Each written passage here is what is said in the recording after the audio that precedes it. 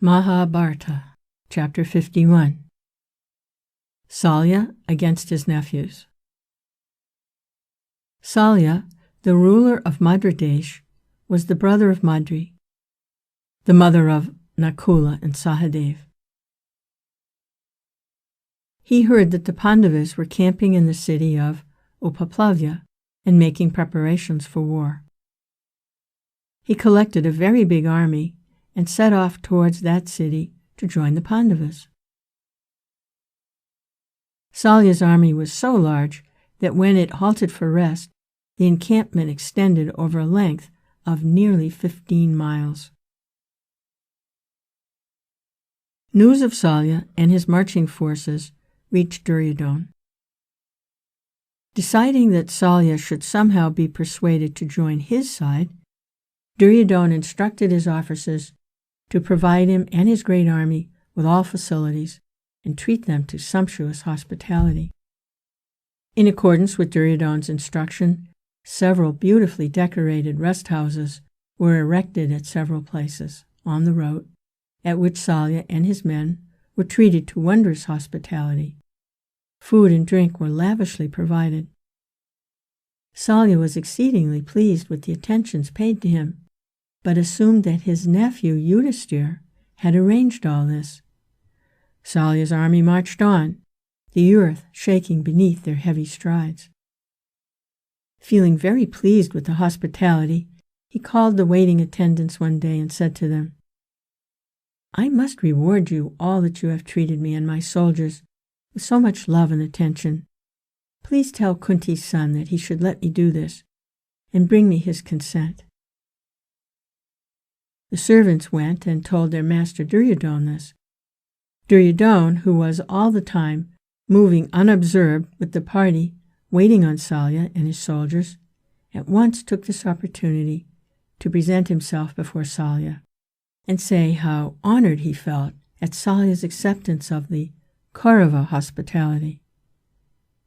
This amazed Salya, whom till then had no suspicion of the truth, and he was so touched by the chivalry of Duryodhana in lavishing kingly hospitality on a partisan of the Pandavas.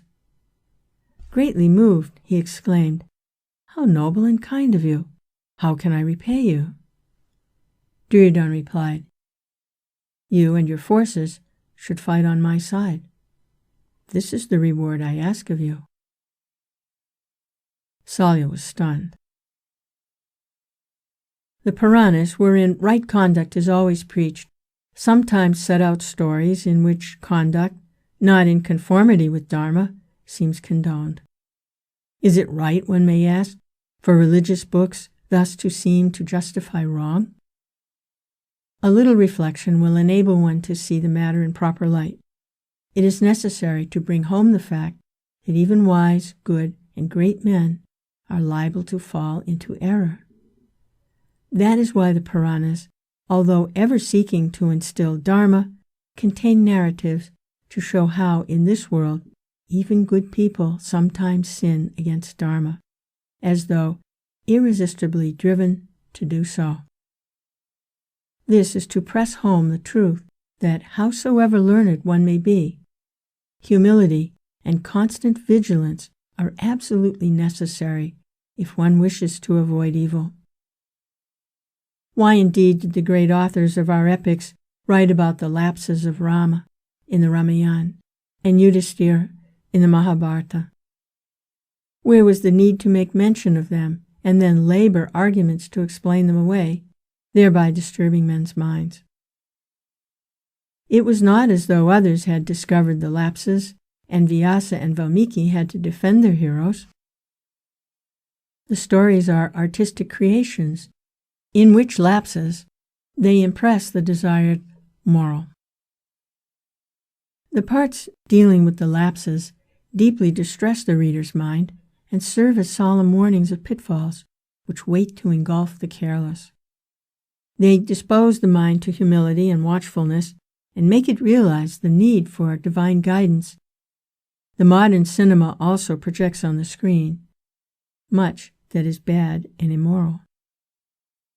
Whatever may be the explanation offered by the protagonists of the cinema, Evil is presented on the screen in an attractive fashion that grips people's minds and tempts them into the path of wickedness. This is not so in the Puranas, although they do point out that even great men now and again fell into error and committed wrong. The presentation is such as to warn the reader and not to allure him into evil ways.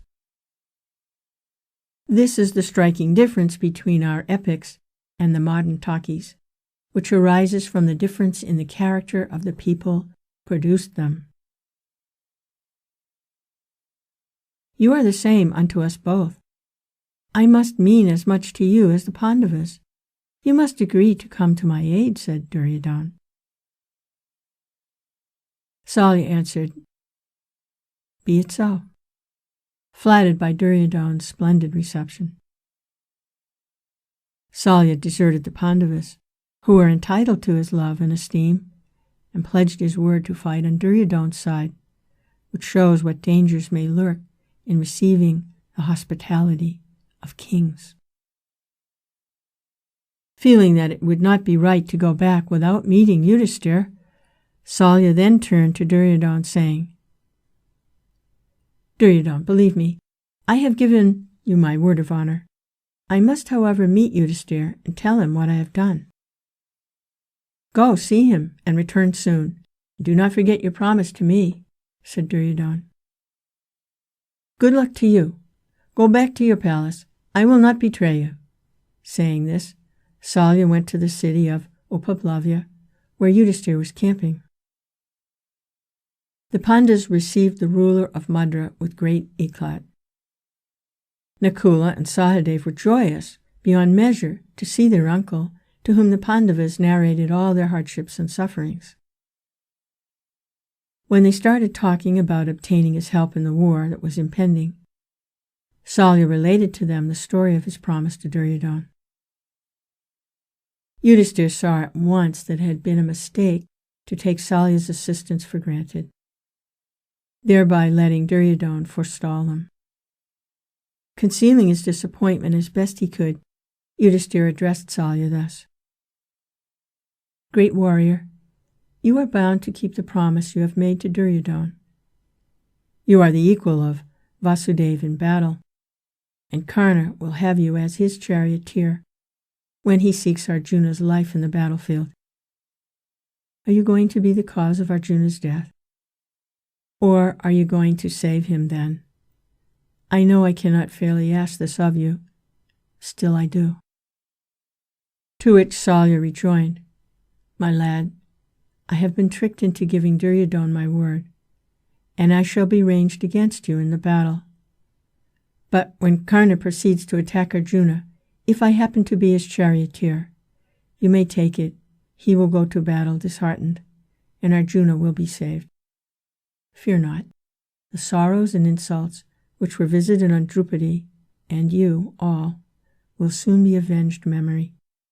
Henceforth, yours will be good luck. No one can prevent or alter what has been ordained by fate. I have acted wrongly. Bear with me.